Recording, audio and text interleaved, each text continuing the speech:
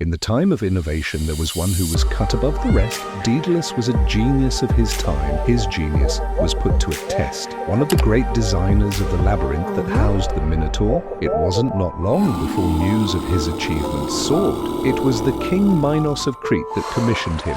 Little did he know that it was the same ruler that would imprison him. He outdid himself, but the king in security came out. King Minos feared that the secret of the labyrinth would come out. The king, after many sleepless nights, finally came to the conclusion that was not right. Myths, fables, novels, and more. Subscribe for more, it really helps the channel. He quickly worked on building a tower. There on the island of Crete, the tower was as high as to block the sun. A tower that is so high it would take at least 20 ladders just to reach the top. Each floor housed a set of guards designed to stop any attempts of escape. For each level would be guarded by the finest guards. They composed of assassins, swordsmen, and clerics. You would think that this tower would house the worst of the worst, those that could do harm to humanity or far worse, but it was designed to just hold one man and his son. He imprisoned Daedalus with his son Icarus. Subscribe, it really helps the channel, and follow for part 2. Thank you for watching. The king provided all his request. There was enough time to rest.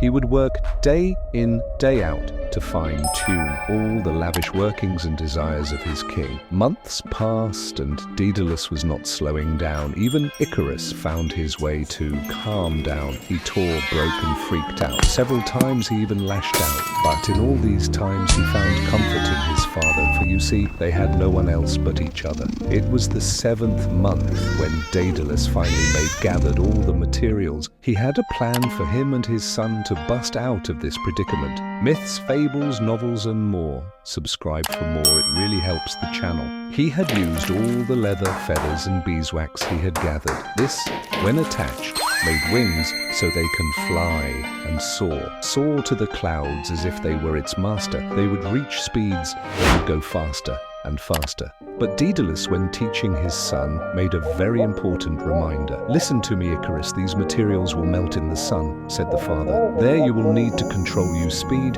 Fly low once we are out in the clearing. Slow down. Daedalus continued. With the last warning in mind, Icarus agreed. He soon put on the wings and they were on the balcony. Once in the air, the rush of the breeze was cool. They soared the sky with the help of their tool. Reaching speeds as fast as a hawk, their Icarus was going in circles. He was enjoying his new-found power. Subscribe, it really helps the channel, and follow for part 3. Thank you for watching. Daedalus, concerned, screamed at him, saying, "Slow down, son! The shore is still far off. Come with me and don't fly off." All he heard was the screams of joy. Then Icarus said, "Father, what great invention you have made. I am as fast as an eagle. I can swoosh in the air, down to the water at any angle." It was here that Icarus was flying up and down till his hands touched the water. Then he would climb back up to his father. Daedalus still screaming, "Remember what I told you. Don't go too close to the sun or the tool can't help you." Myths, fables, novels, and more. Subscribe for more, it really helps the channel.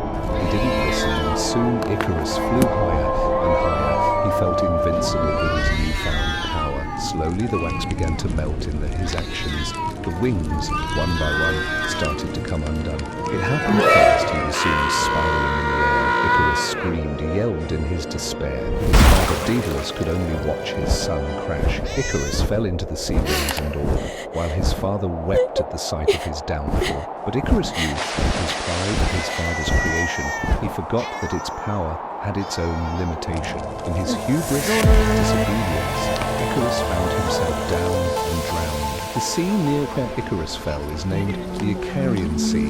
It lies between Cyclades and Asia Minor, considered a subdivision of the Mediterranean Sea. This story is inspired by the book Metamorphoses, written by the poet Ovid. This story is titled Daedalus and Icarus. Great stories are meant to be shared. Don't forget to subscribe, it really helps the channel. Thank you for watching.